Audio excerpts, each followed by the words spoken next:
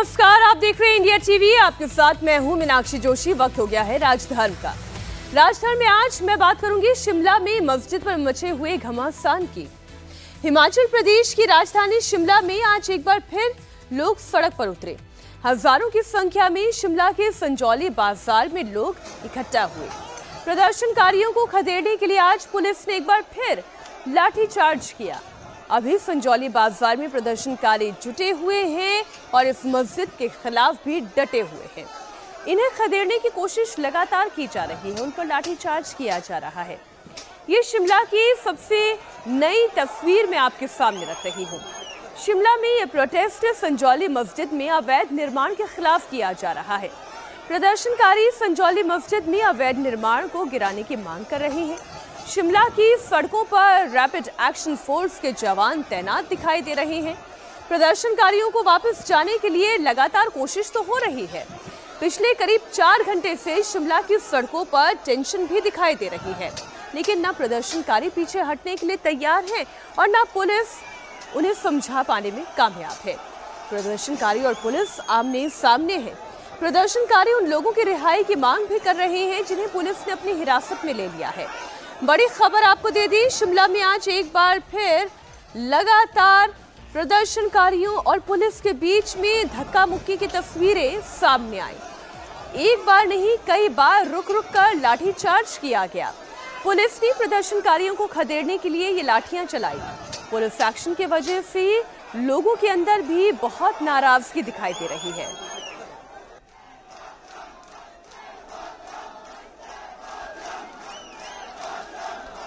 आप ये जो वंदे मातरम के उद्घोष सुन रहे हैं, लहराता हुआ तिरंगा देख रहे हैं, ऐसा नहीं है ये किसी एक संगठन के द्वारा बुलाया गया प्रदर्शन है या किसी राजनीतिक पार्टी के द्वारा बुलाया गया प्रदर्शन है। दरअसल ये वहां पर आम जनमानस की आवाज है जो लगातार इस अवैध मस्जिद के खिलाफ खड़ी हो रही है। उनका सीधा सीधा कहना ये है कि ये मस्जिद यहाँ की सद्भावना के खिलाफ खड़ी की गई है, यहाँ पर अमन और चैन खत्म कर रही है। ये नियम कायदे कानून के खिलाफ खड़ी की गई एक मस्जिद है। इसकी ऊपरी 2.5 मंजिल अवैध है। इसे हटाने के लिए, इसे तोड़ने के लिए कोशिशें तो भले ही बहुत हो रही हैं, लेकिन सब कुछ कानून पर टिका हुआ है। आइए आपको बताती हूँ सबसे पहले कि आज जब लोगों ने अपनी नाराजगी दिखानी शुरू की तो ये कितनी ज्यादा थी और कितनी बड़ी थी। इसको अब सिविल वॉर का नाम दे दिया है। बगैर से पहले यहाँ पे शांत माहौल था, पुलिस के कारण ही यहाँ पे शांति हुई है। अभी टांगों में मारा हुआ है, कमर तक मार दिया, हमारे सिर में डंडे तक मारे। इन लोगों नहीं है, पानी पीने को नहीं है और हमारे पे फेंकने के लिए पानी है इनके पास। पानी नहीं है सर। मैं आपके चैनल के माध्यम से ये आह्वान करना चाहता हूँ सुखू सरकार से, जो कमल गौतम भाई को 11 बजे यहाँ से गिरफ्तार किया है, उनको 5 बजे तक छोड़ दो, नहीं तो हिमाचल की सारी सड़कें हम जाम कर देंगे। चाहे हमारे को गोली मार पानी आ रहा 4थे दिन और इनको प्रशासन को जो है पानी बर्बाद करने की पड़ी हुई है। ये हमारे पर पानी फेंक रहे, लाठीचार्ज कर रहे हैं। ये कोई कानून लगातार प्रदर्शन यहाँ पर माहौल गर्माता हुआ नजर आ रहा है। क्या कहेंगे आप, क्या कहेंगे आप? आज मस्जिद को हटाना है, बाकी हम कुछ नहीं कहना चाहते। मस्जिद हटनी चाहिए। आज मारा है, हमारी बहनों को डंडे से मारा है। हमने डंडे नहीं लाए, हमने कुछ नहीं लाया। हमारी बहनों क्यों मारा गया? कौन से ये दंगा फसाद करने के लिए आई है? अपनी एकता के लिए आई है, अपने धर्म के लिए आई है। भाइयों, ये तस्वीरें इस वक्त आप देख रहे हैं, आप भी यहाँ लोकल हैं? बिल्कुल लोकल है, बिल्कुल लोकल है। यहाँ जो गंद इन मुसलमानों ने पाया है ना, ये हम बर्दाश्त नहीं करेंगे। महिलाओं पर भी लाठीचार्ज हुआ है? हाँ, कर रहे हैं, गलत है ये। हम तो अपने देश में बैठे हैं ना। आपने हिमाचल के लोगों को इतना आक्रोशित नहीं देखा होगा। कहा जाता है कि हिमाचल प्रदेश ये पहाड़ अपनी सुंदरता के लिए और यहाँ के लोगों के नर्म मिजाज के लिए जाना जाता है, लेकिन आज ये महिला हो या फिर पुरुष हो, बहुत ज्यादा नाराज है और आक्रोशित है। आपने ताज़ा हालात देखे, जैसे कुछ अपडेट मिलता है मैं वो तस्वीरें भी आपके सामने रखूंगी, लेकिन पहले आपको जानकारी देती हूँ आज सुबह से लेकर अब तक हुआ क्या। दरअसल संजौली मस्जिद में अवैध निर्माण के खिलाफ हिंदूवादी संगठनों ने आज प्रोटेस्ट का कॉल दिया था। हिंदूवादी संगठन 2 दिन पहले ही लोगों से 11 सितंबर को दोपहर 11 बजे संजौली बाजार पहुंचने की अपील कर चुके थे। हिंदूवादी संगठनों के कॉल को देखते हुए आज शिमला पुलिस ने सुरक्षा के पुख्ता इंतजाम भी किए थे। चप्पे चप्पे पर पुलिस वालों की तैनाती भी की गई थी। शहर में बीएनएस की धारा 163 को लागू कर दिया गया था ताकि लोग संजौली बाजार में इकट्ठा ना हो सके, लेकिन पुलिस की इन तैयारियों को धता बताते हुए बड़ी संख्या में प्रदर्शनकारी संजौली बाजार में जुट गए। जैसे ही सुबह के 11 बजे अलग अलग रास्तों से प्रदर्शनकारी संजौली बाजार में इकट्ठा हो गए, नारेबाजी करने लगे। प्रदर्शनकारी हिमाचल सरकार और पुलिस प्रशासन के खिलाफ अपना गुस्सा, अपना आक्रोश और ये नाराजगी जता रहे थे और इसलिए प्रदर्शनकारी मस्जिद की तरफ आगे बढ़ने लगे। लेकिन इससे पहले कि वो और आगे बढ़ पाते, पुलिस ने उन्हें बैरिकेड लगाकर रोक दिया। प्रदर्शनकारियों ने इस बैरिकेड को हटाने की कोशिश की, काफी हद तक बैरिकेड हटा भी दिए गए। तो प्रदर्शनकारियों पर काबू पाने के लिए पुलिस ने लाठीचार्ज कर दिया। इससे भी प्रदर्शनकारी जब नहीं हटे तो फिर उनके ऊपर वाटर कैनन का इस्तेमाल किया गया। शिमला की संजौली मस्जिद में अवैध निर्माण गिराने की मांग को लेकर हिंदूवादी संगठन देवभूमि में सुबह 11 बजे से प्रोटेस्ट शुरू कर चुके थे। संजौली मस्जिद का एक रास्ता जो कि ढली हुई टनल से होकर गुजरता है, इसी रास्ते से प्रदर्शनकारी यहां इकट्ठा हुए। प्रदर्शनकारियों ने दोपहर 12:10 पर उस बैरिकेडिंग के पास अपना मजमा जमा लिया जहां से पुलिस ने लोगों को मस्जिद की ओर जाने पर रोकने के लिए बैरिकेड लगाए थे। आप जरा इसको देखिए, कैसे इतने बड़े बड़े लोहे के बैरिकेड को प्रदर्शनकारियों ने अपने हाथों में ले लिया, इसे उठाकर यहां से हटा दिया। पुलिस वाले लगातार कशमकश करते रह गए, किसी तरीके से बैरिकेड को फिर से यहां पर लगाने की कोशिश तो हुई और इसी के बीच में आम लोग और पुलिस के बीच में झड़प भी हुई। जब प्रदर्शनकारी बैरिकेडिंग हटाकर आगे बढ़ने लगे तो पुलिस ने उन्हें रोकने के लिए बल प्रयोग किया। प्रदर्शनकारियों पर पुलिस ने लाठीचार्ज किया और इसमें कई पुलिस वालों को चोटें भी आई। इस दौरान इंडिया टीवी की टीम वहीं पर मौजूद थी, इसलिए जिस वक्त लाठीचार्ज हो रहा था उस वक्त की ग्राउंड रिपोर्ट आपको दिखाती हूँ।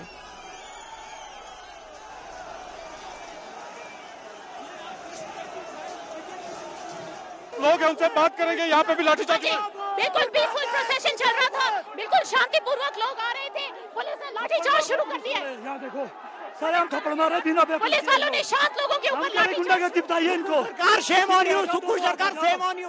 इनको बोले दो हाथ हटाओ। शांत तरीके से लोग खड़े थे। पुलिस यहाँ पे लगातार लाठीचार्ज जो है वो यहाँ पे कर रही है। आप तस्वीरें देख सकते हैं, यहाँ पे लाठीचार्ज पुलिस के द्वारा यहाँ पर किया जा रहा है। ये तस्वीरें जो है इस वक्त आप देख रहे हैं, यहाँ पर लोग जो थे वो इकट्ठा हुए।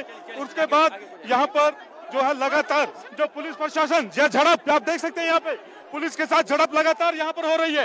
ये तस्वीरें इस वक्त संजौली में मस्जिद के पास जो लोग पहुंच चुके थे और बैरिकेड तोड़ने की कोशिश उनके द्वारा की गई थी। अब यहाँ पर लगातार पुलिस ने लाठीचार्ज किया और उसके बाद लोग पीछे हटे।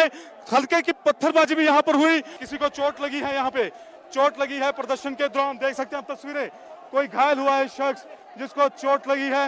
ये तस्वीरें क्या हुआ? पुलिस ने मारा इसको, पुलिस ने मारा डंडे से। यस पुलिस वालों। ये आप तस्वीरें इस वक्त आप देख रहे हैं यहाँ पे कि एक शख्स जो है लाठीचार्ज में घायल हुआ है और उसके बाद अब यहाँ पर तनाव जो है वो लगातार बढ़ता जा रहा है। लोग और पुलिस प्रशासन दोनों आमने सामने हैं इस वक्त। दूसरी तरफ स्थानीय लोग हैं जो नारेबाजी कर रहे हैं यहाँ पर और पुलिस ने यहाँ पर लाठीचार्ज किया जिसमें एक शख्स जो था वो घायल हुआ है जिसको लेकर जाया गया है। और पूरा बाजार जो है इस वक्त बंद है और सड़कों पर आम जनता का सैलाब जो है वो यहाँ पे नजर आ रहा है। ये तस्वीरें इस वक्त आप देख रहे हैं, ये संजौली की तस्वीर। इस समय यहाँ पर काफी ज्यादा तनाव जो है वो बना हुआ है। हालांकि पुलिस ने पहले एहतियात के तौर पर काफी हिंदू संगठन से जो जुड़े लोग थे उनको रोकने की कोशिश की, काफी लोगों को डिटेन भी किया, लेकिन अब बहरहाल जो स्थिति आप देख रहे हैं ये यहाँ पे स्थिति है। लोगों का ये कहना है, जो गुस्सा है कि महिलाओं पर लाठीचार्ज क्यों किया गया, इस वजह से लेकर लगातार लोग नाराज हो चुके हैं। ये तस्वीरें इस वक्त आप देख रहे हैं कि यहाँ पर लगातार प्रदर्शन जो है वो हो रहा है और कैमरे के मैं दिखाऊं यहाँ पे तो दूर दूर तक आपको सिर्फ जन सैलाब नजर आएगा, सिर्फ जन सैलाब के अलावा और कुछ नहीं है। और ये लोकल लोग हैं, ये किसी संगठन से जुड़े हुए लोग नहीं थे, ये स्थानीय लोग हैं जो आसपास के गांव से इकट्ठा होकर यहाँ पर पहुंचे हैं। और बहरहाल यहाँ पे आप तस्वीरें देख सकते हैं कि झड़प जो है वो लगातार स्थानीय लोगों में और यहाँ पर पुलिस प्रशासन के बीच में हो रही है।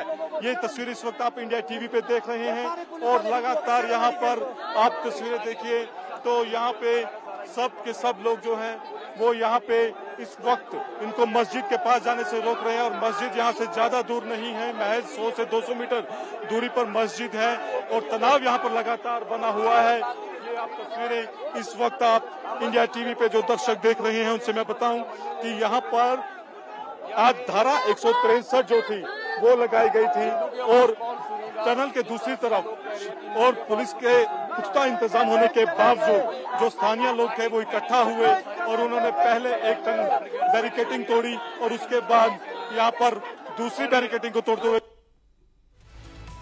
ये प्रोटेस्ट शिमला के संजौली मस्जिद में अवैध निर्माण को लेकर है, जिसे लेकर पिछले 14 साल से लगातार कोर्ट में केस चल रहा है। अब तक 45 बार सुनवाई हो चुकी है। लोगों का कहना यह है कि एक तरफ मामला कोर्ट में है और दूसरी तरफ मस्जिद में अवैध निर्माण कराया जा रहा है। इसी बात को लेकर लोगों के अंदर गुस्सा था और इसी के विरोध में वो इकट्ठा भी हुए थे। प्रदर्शनकारियों को कंट्रोल करने के लिए आज पुलिस ने न सिर्फ लाठीचार्ज बल्कि वाटर कैनन का भी इस्तेमाल किया। प्रदर्शनकारियों को पीछे धकेलने के लिए लगातार बीच बीच में इसी तरीके से पानी की बौछार की जाती रही। इस दौरान पत्थरबाजी की भी घटना हुई। पूरे इलाके पर नजर रखने के लिए ड्रोन का इस्तेमाल किया गया। हिंदू संगठन से जुड़े लोग हैं वो लगातार यहाँ पर प्रदर्शन कर रहे हैं। वाटर कैनन का इस्तेमाल यहाँ पर किया जा रहा है। पत्थर बीच बीच में पत्थरबाजी यहाँ पर हो रही है। बीच बीच में पत्थर यहाँ पर दूसरी तरफ से चलाए जा रहे हैं। जैसे ही पुलिस हल्का लाठीचार्ज करती है तो बीच बीच में एक दो पत्थर भी यहाँ पर आ रहे हैं। यह तस्वीरें इस वक्त आप देख रहे हैं और पुलिस जो है लगातार आगे बढ़ते हुए खदेड़ने की कोशिश जो है वो प्रदर्शनकारियों को यहाँ पर कर रही है। वाटर कैनन का इस्तेमाल यहाँ पर किया जा रहा है। भारी संख्या में पुलिस बल यहाँ पर तैनात है और यहाँ पर बीच बीच में पत्थरबाजी जो है वो भी जो लोग हैं स्थानीय लोग उनके द्वारा यहाँ पर की जा रही है। हालांकि आप देख सकते हैं आप बैरिकेडिंग लगाने का काम जो है पुलिस जो है एक बार फिर से यहाँ पे कर रही है कि किस तरह से लोगों को इस बैरिकेडिंग के पीछे किया जाए। ये सामने जो आप तस्वीर देख रहे हैं अब बैरिकेड यहाँ पर लगाने की कोशिश जो है वो की जा रही है क्योंकि यहाँ पर लगातार जो है वो लगातार दबाव जो है वो स्थानीय प्रशासन के ऊपर है और खुद मुख्यमंत्री सुखविंदर सुक्खू ये देख सकते हैं आप ये पत्थर अभी आया है जो कि यहाँ पर आकर गिरा है। लोगों के द्वारा हल्की पत्थरबाजी भी यहाँ पर की जा रही है। लोग जो है पूरी तरह से नाराज हैं। जैसे ही बैरिकेडिंग लगाने का काम शुरू हुआ लोगों ने फिर से उसको हटाना शुरू कर दिया है। बैरिकेडिंग यहाँ पर नहीं लगाने दी जा रही है। हालांकि पुलिस रोकने की कोशिश जरूर कर रही है लेकिन बैरिकेडिंग यहाँ पर लगाने नहीं दी जा रही है। स्थानीय लोग पूरी तरह से भड़के हुए हैं। उनका ये कहना है कि उन्हें क्यों नहीं आगे जाने दिया जा रहा है। ये तस्वीर यहाँ पर हल्का जो लोग आगे बढ़ने की यहाँ पर कोशिश कर रहे थे अब पुलिस प्रशासन के साथ उनकी झड़प होती हुई यहाँ पर नजर आ रही है। बैरिकेडिंग जरूर लगाने की कोशिश की लेकिन पुलिस उसमें सफल होती हुई नजर नहीं आ रही है। लगातार तनाव जो है वो यहाँ पर बढ़ता हुआ नजर आ रहा है। ये तस्वीरें इस वक्त संजौली जो कि एक मस्जिद की वजह से जंग का मैदान बन चुका है ये वहां की तस्वीरें हैं और आप यहाँ पर इस वक्त आप देख रहे हैं तो फिर एक बार वाटर कैनन का इस्तेमाल यहाँ पर किया गया है कि ताकि भीड़ को तितर बितर किया जा सके।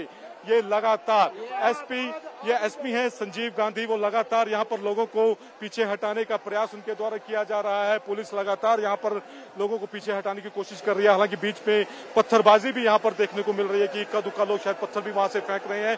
तो ये तस्वीर इस वक्त आप संजौली से देख रहे हैं जो इस वक्त एक तरह से रन का मैदान बन चुका है। मस्जिद विवाद यहाँ पर लगातार तूल पकड़ता हुआ नजर आ रहा है। पुलिस ने यहाँ पर 163 धारा लगाई थी।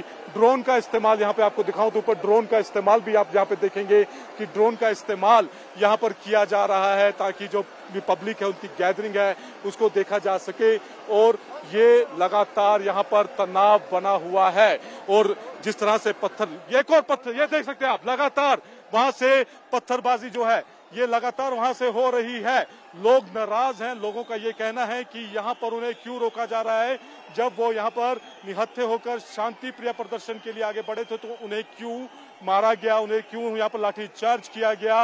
और ये दूसरी तरफ की आप तस्वीर दिखाएं तो ये लोग जो हैं वो लगातार यहाँ पर प्रदर्शन जो है उनके द्वारा किया जा रहा है। दरअसल शिमला के लोगों का संजौली मस्जिद को लेकर गुस्से के कुछ कारण हैं। लोगों का कहना यह है कि यहाँ मस्जिद में बाहरी लोग आकर नमाज पढ़ते हैं और इससे बाजार में अब सुरक्षा का माहौल है। इसलिए आज प्रदर्शनकारी नारेबाजी में बांग्लादेश और पाकिस्तान को लेकर भी नारे लगा रहे थे।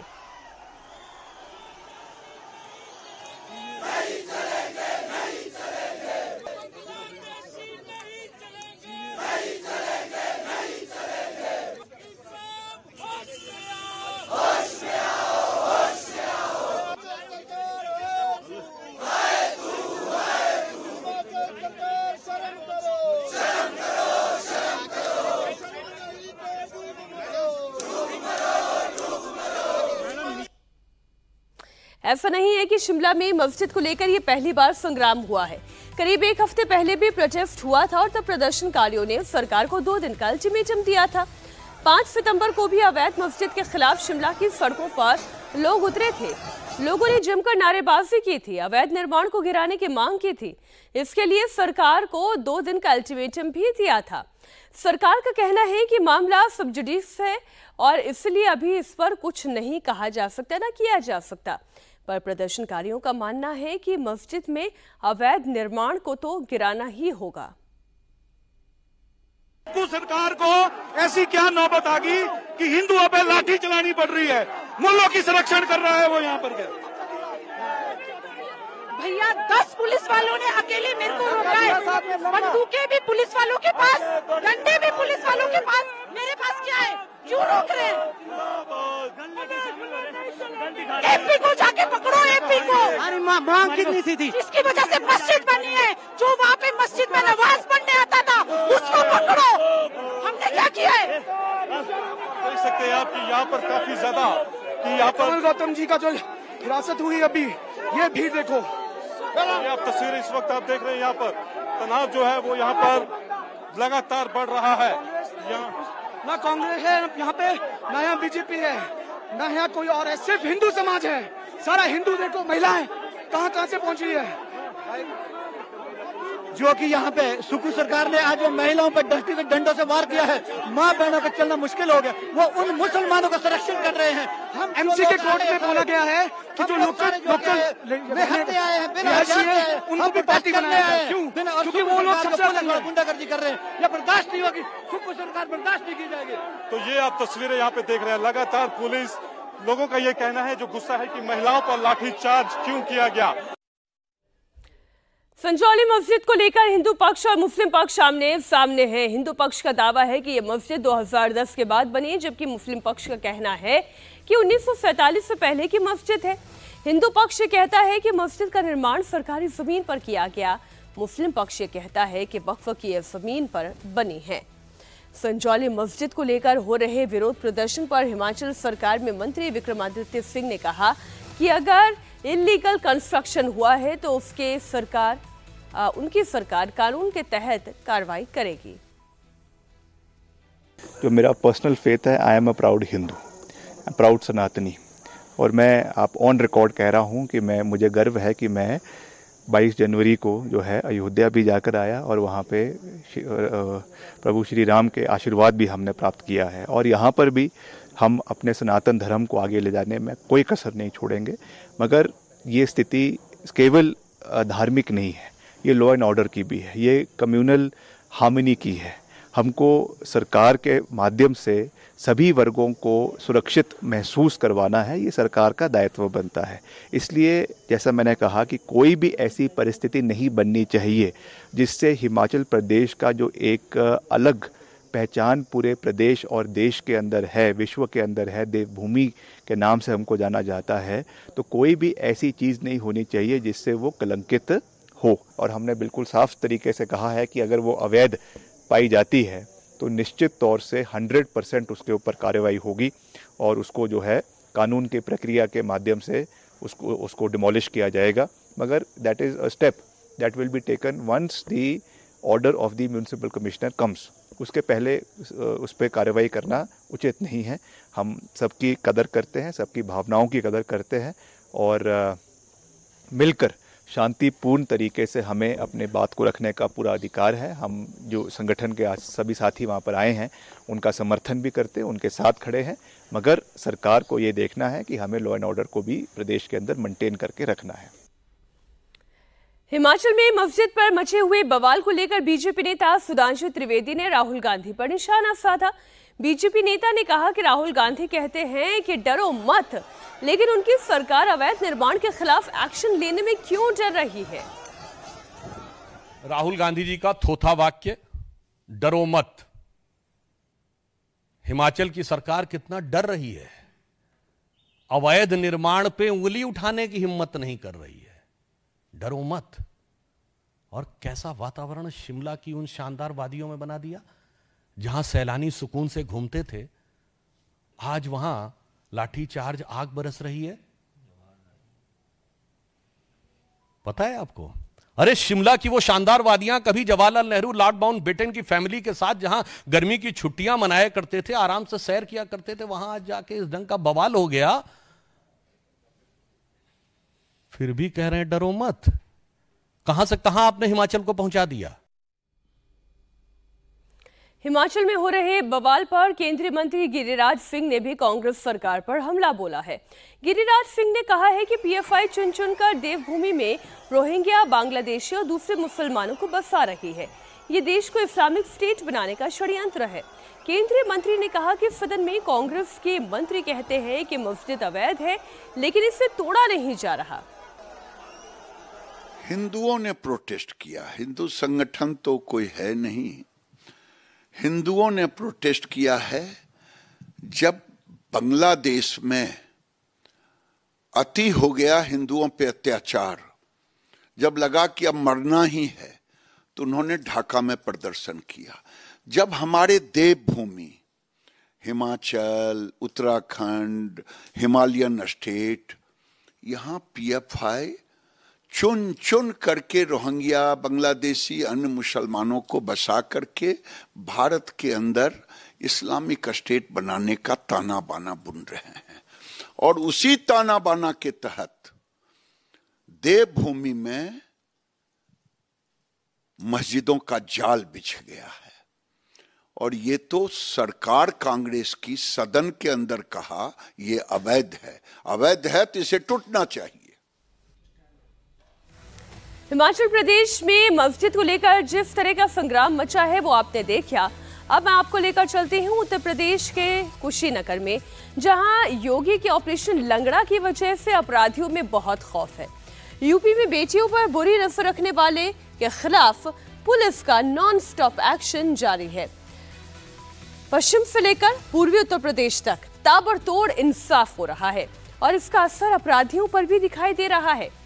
कुशीनगर में एनकाउंटर के बाद अपराधी थर थर कांपते हुए नजर आते हैं, कान पकड़ते हैं, व्हील चेयर पर बैठे बैठे ही माफी मांगते हैं, फिर अपराध ना करने की कसम खाई है। ये सब कैमरे के सामने होता है।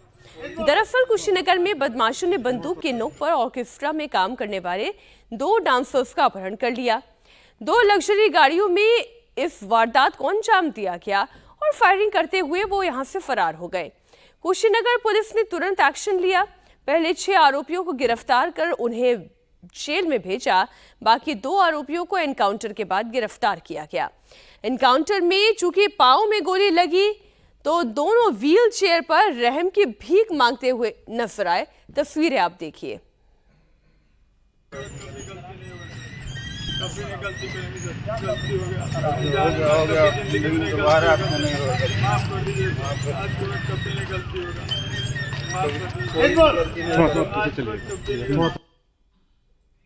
अपराधी थर थर कांप रहे हैं। ये योगी राज में उत्तर प्रदेश में बदली हुई कानून व्यवस्था की तस्वीर है।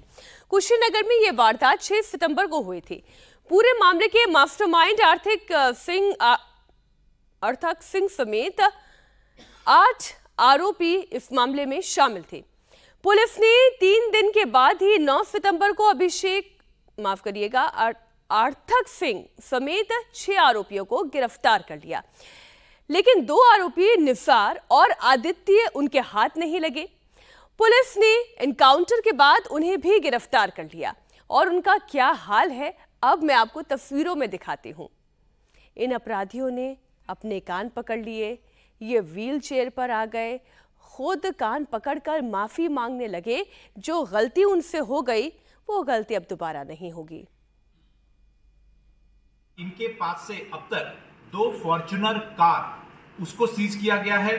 इनके पास से काफी संख्या में असला वो बरामद किया गया है, जिसमें कि रिपीटर गन, 4 अवैध नाजायज पिस्टल 32 बोर की वो बरामद किया गया है। काफी संख्या में कारतूस मिला है, पैसे मिले हैं और ये सभी परसों रात की हुई घटना में सम्मिलित थे। उस घटना में त्वरित कार्रवाई करते हुए हमारी पुलिस टीम ने सकुशल युवतियों को बरामद तो किया ही था और साथ ही साथ टोटल 8 लोगों को गिरफ्तार करके इसमें जेल भेजा जा चुका है। अब आप ये जानना चाहते होंगे कि आखिर कुशीनगर में इन अपराधियों ने ऑर्केस्ट्रा के 2 डांसर्स को ही क्यों पकड़ा। जवाब सुनकर आपको बहुत हैरानी होगी, क्योंकि उनका मकसद फिरौती मांगना था ही नहीं, ना वो इस इलाके में कोई बड़ा अपराध करना चाहते थे या कोई बड़ा बदमाश बनना चाहते थे या कोई खौफ पैदा करना चाहते थे। उनके मन में बर्थडे पार्टी में ऑर्केस्ट्रा के डांसर्स का डांस देखने की सनक पैदा हो गई और इसे पूरा करने के लिए उन्हें ये लगा कि ऑर्केस्ट्रा के डांसर्स को वो किडनैप कर लेंगे, वो हमारे बर्थडे पार्टी में डांस दिखाएंगी। उन्होंने इसी मंशा से इस वारदात को अंजाम दिया। बिल्कुल फिल्मी स्टाइल में एसयूवी पर सवार होकर अपराधी पहुंचे, हवा में 3 राउंड फायरिंग कर दी, 2 डांसर्स को अपने साथ लेकर यहां से फरार हो गए। लेकिन वो ये भूल गए कि यहां पर योगी का राज है और ये मौज मस्ती उन्हें बहुत भारी पड़ने वाली है। और फिर उनका क्या हाल हुआ वो तो तस्वीरों में आपने देखा ही। आरोपी दबंग थे, एसयूवी और हथियार लेकर ऑर्केस्ट्रा डांसर्स को किडनैप करने के लिए पहुंचे। पुलिस ने आरोपियों के पास से 2 एसयूवी और भारी मात्रा में हथियार बरामद कर लिए। तस्वीरें आपको दिखा रही हूं। जो हथियार बरामद हुआ, जो एसयूवी बरामद हुई, वो तमाम चीजें एविडेंस के तौर पर रख दी गई हैं। और एनकाउंटर के बाद ये गिरफ्तार बदमाश कैसे लग रहे हैं आप ही देखिए। कुशीनगर में बदमाश खाकी के खौफ में कान पकड़कर माफी मांगते हुए नजर आए तो जौनपुर में एक अलग तस्वीर थी। यहाँ एक युवक पर मॉब लिंचिंग का खौफ इस कदर सवार हुआ कि उसने खुदकुशी कर ली। मामला वाराणसी जौनपुर हाईवे पर शिवापुर गांव का है, जहां गांव वालों को 2 युवक संदिग्ध रूप से घूमते हुए नजर आए। ग्रामीणों ने इन्हें बच्चा चोर समझ लिया और इन दोनों को दौड़ा दिया। उनकी पकड़ में एक युवक तो आ गया, जिसे उन्होंने पुलिस के हवाले कर दिया, लेकिन दूसरा डर के मारे ओवरब्रिज की रेलिंग पर चढ़ गया। युवक को मॉब लिंचिंग का डर सता रहा था। उसे लगा कि अगर वो नीचे उतर आया तो गांव वाले पीट पीट कर उसे मार डालेंगे। करीब 8 घंटे तक हाई वोल्टेज ड्रामा चलता रहा। जरा ये तस्वीर देखिए, जिसमें ये युवक ओवरब्रिज पर रेलिंग पर चढ़ा हुआ है और नीचे पुलिस खड़ी हुई है। पुलिस समझा रही है, फायर ब्रिगेड की टीम मौके पर मौजूद थी, कह रही है नीचे उतर आए, लेकिन उसके बावजूद वो नीचे उतरने को राजी नहीं था।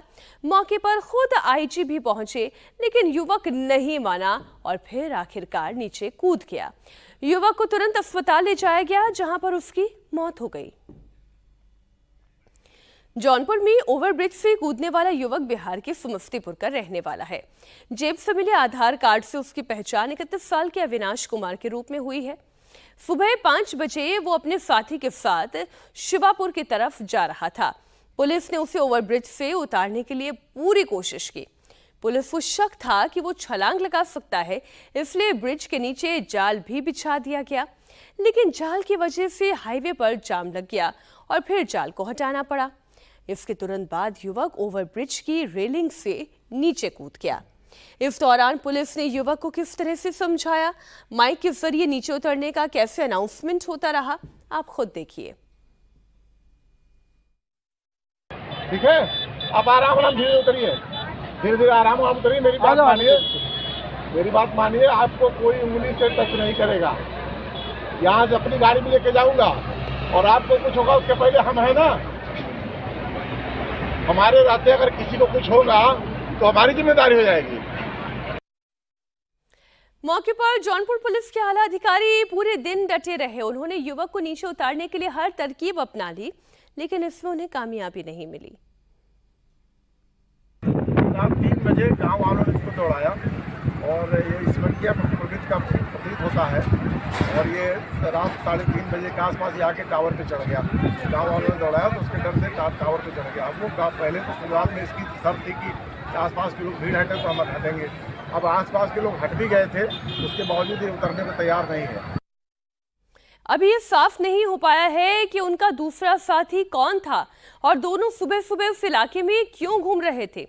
पुलिस का कहना है कि मृतक युवक के परिजन को पूरी वारदात की जानकारी दे दी गई है। युवक को बचाने का प्रयत्न किया गया, साथ ही साथ युवक से संवाद करने का प्रयत्न किया गया, परंतु उसके द्वारा किसी तरह की कोई प्रतिक्रिया नहीं दी जा रही थी। इसी दौरान युवक फुटओवर ब्रिज से नीचे गिर पड़ा।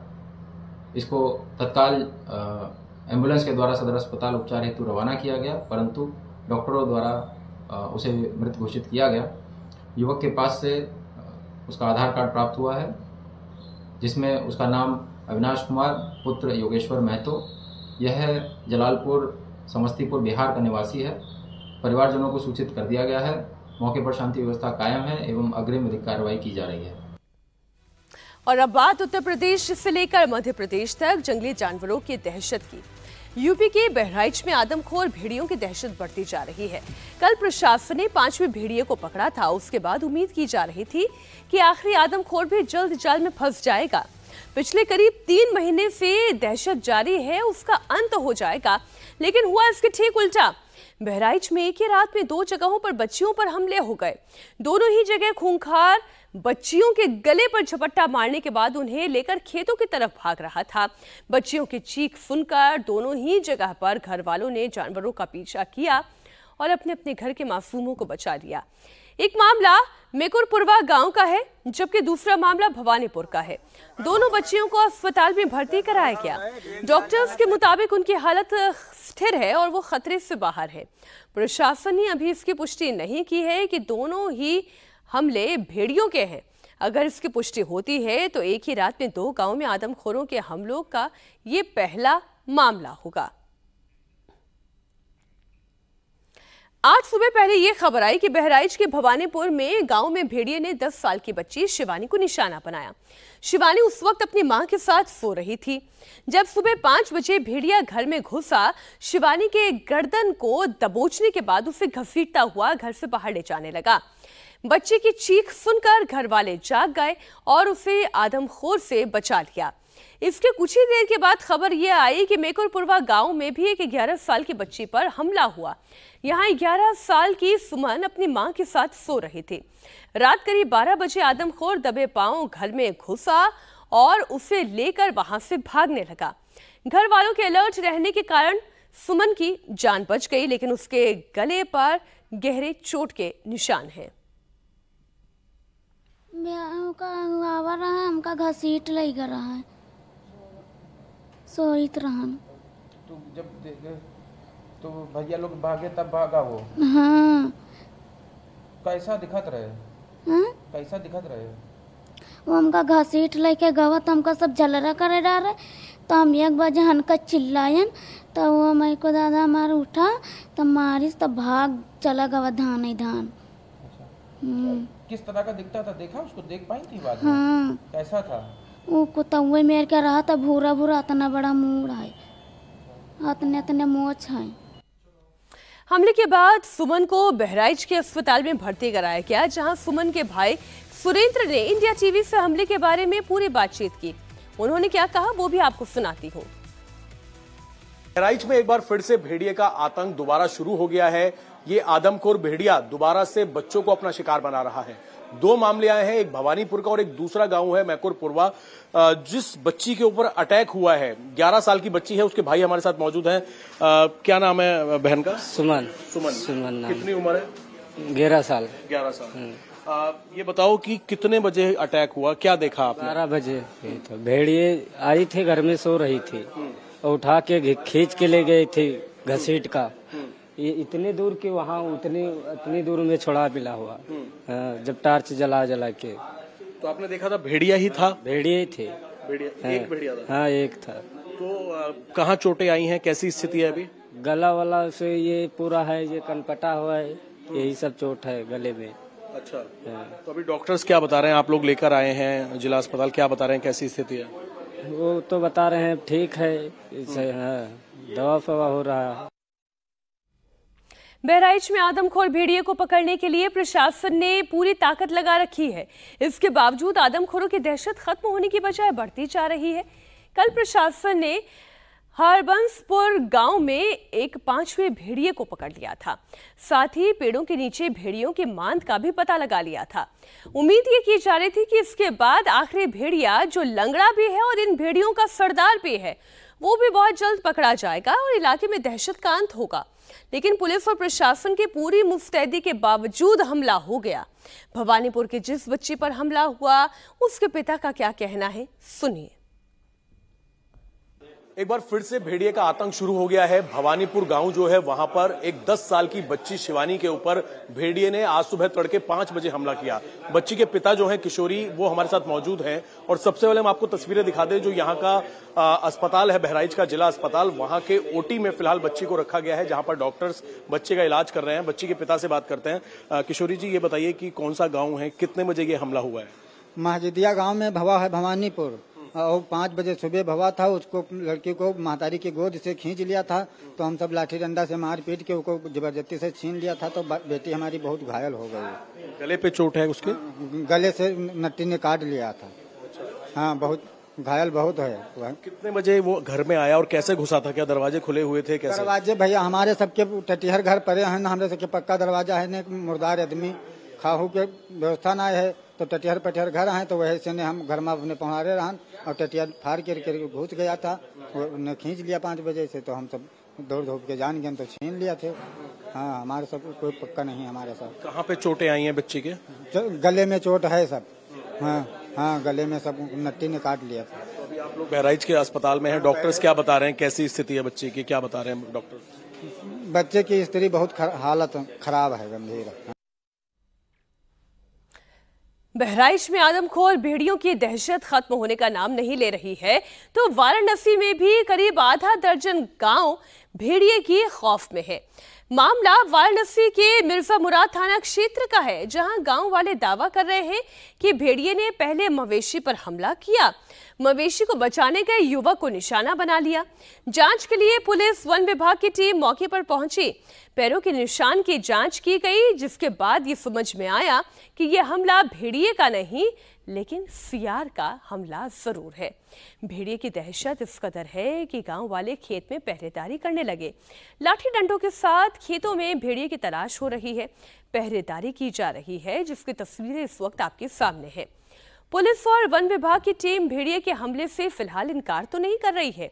पुलिस के मुताबिक अभी तक उन्हें सिर्फ सियार के पैरों के निशान मिले हैं। अभी तक हम लोग जांच से पाए हैं, कोई ऐसा जंतु को जो बार बार आ रहा है कि भेड़िया है, ऐसा पुष्टि हम लोग ने पाया नहीं। अभी तक जो भी पाए हैं, सियार के पदचिन्ह पाए हैं, कुत्ता और बिल्ली के पाए हैं। अभी तक हम लोग कॉम्बिंग जारी है।